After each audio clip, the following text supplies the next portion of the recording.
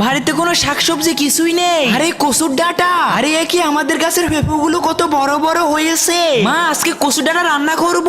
আর দেখো গাছের পেঁপেও আছে। আমাদের দুজনের বুদ্ধিটা কিন্তু বেশ ভালো। আমি একটা লগা এনেছি, গাছ থেকে বড় পেঁপে ফেরে নিলাম, আর আমি এদিকে বড় দেখে একটা কচুর ডাঁটা কেটে নিলাম। আমার বৌমা আবার কচুর ডাঁটা দিয়ে পেঁপে রান্না খুব ভালো পারে, সাথে আরো কিছু সবজি দিবে। মা তাহলে আমি বাইরে থেকে পেঁপেটাকে সুন্দর মতো করে সারিয়ে নিচ্ছি, আর আমি ওইদিকে কচু ডাঁটা সারিয়ে নিচ্ছি। সমস্ত পেঁপের বিচিগুলো সারিয়ে নিয়েছি, এখন এগুলো ঘরে নিয়ে যাব, সুন্দর করে স্লাইস করে কেটে নিব।